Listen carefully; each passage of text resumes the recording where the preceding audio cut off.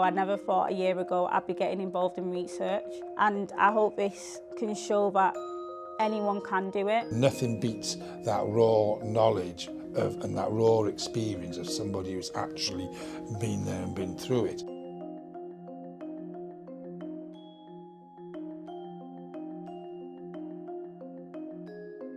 It is about your lived experience. Mine was ADHD. I am a parent carer, which means I have a disabled child. My child has a severe learning disability and epilepsy. My sort of medical background is that I have a multisystemic condition called Ehlers-Danlos syndrome, which kind of affects nearly every part of your body. I'm John Nelson. I'm a recovering alcoholic. My first wife died suddenly and traumatically, and I was with her when she died, and I had to try and keep her alive as she was dying. Basically, she essentially bled to death in my arms, but the trauma led me to tip me over into alcohol dependency. But I did eventually come around and see that I needed and wanted to get well, so I did seek treatment for my alcohol addiction. The GP was very supportive, helpful. I was eventually given an in-house detox, and I haven't drunk any alcohol since then. It's about 10 and a half years now. I've been so many years sober now. I've done quite well. I really would like to give something back. I got involved with the research at Newcastle University.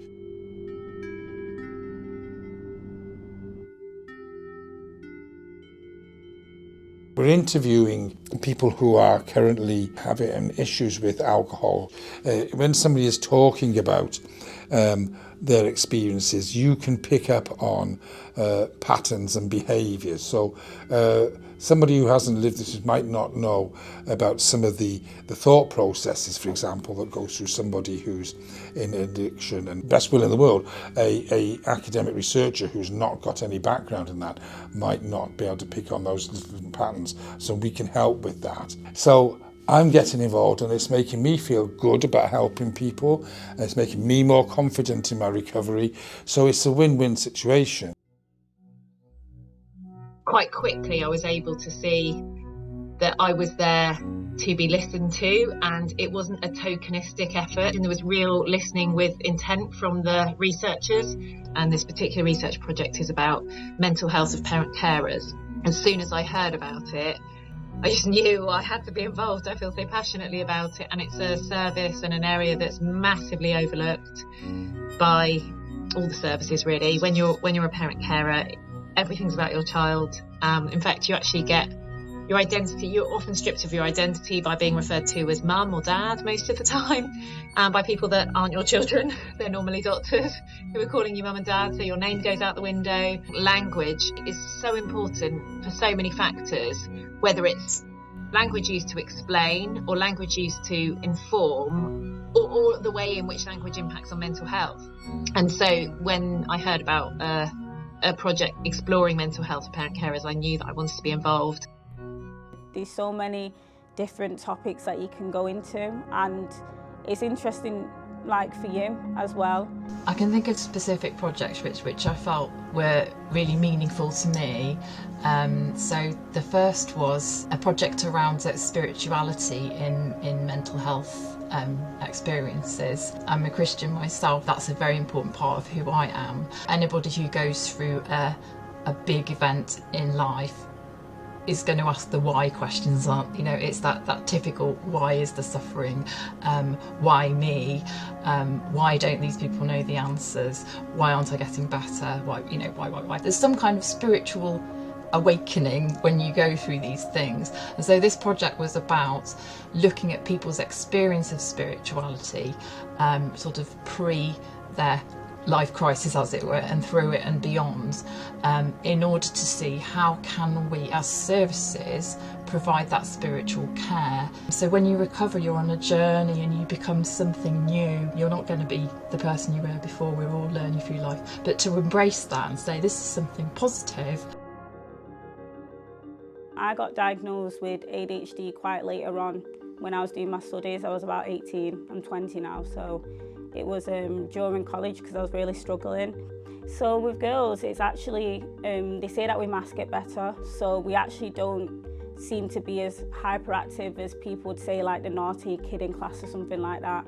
So usually you can go to like a certain point in your life sometimes, and then you can get comorbidities with like anxiety, depression, and they don't always know, they can't always see straight away that it's actually ADHD causing this. So I think after that diagnosis, I was quite lucky because I had a friend's mum who did a lot of research, and she found things for me that I could get involved with. It's around primary care and how GPs manage our ADHD because it's quite complicated. They're just trying to get information from us about how we want to be treated in that kind of service, and then hopefully it gets implemented from there. I feel like in some meetings you can say whatever you think and you're not going to be judged about anything. If you are looking to get involved in research, it honestly is one of the best things I ever did. As far as the meetings, there has been a sort of very joint decision as to when the meetings are to suit around people's times. For example, several of us having young children, what's a good time to meet? There's no pressure at all. So if you go in and there's nothing, you don't feel the desire or the ability at that time to particularly say something, the researchers will support you to be able to be involved. But there's not a pressure. You've got nothing to prove. It's about valuing people's experience and valuing people for who they are and trusting them. It's a great leveler in some ways. I'm actually feeling more confident and happy to meet people from quite a range of backgrounds, and actually enjoy doing that because I think it helps me grow as a person. The research projects I'm involved at the moment through this, the perinatal loneliness project, that feels really organic. Like we're the ones who are shaping that. Like I've met such a richness of people, which has been so beautiful really, just being really interested in people's backgrounds, whether they're from different faith backgrounds, different ethnicities, I'm disabled myself, but you know, just meeting people who've had really different life experience, different socio-economic backgrounds, etc., and just hearing how different people's lives have taken shape and what real, just like I said, beauty there is in all these lives, and that you know, when you meet somebody, you just don't know what's gone on in their life and what they're bringing. And if you're thinking about taking part in research, it needs to be the right time for you,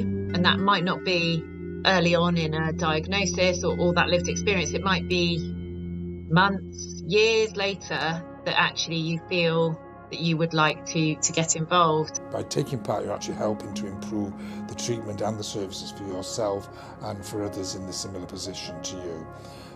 So I would encourage people to get involved because it enriches the whole research process.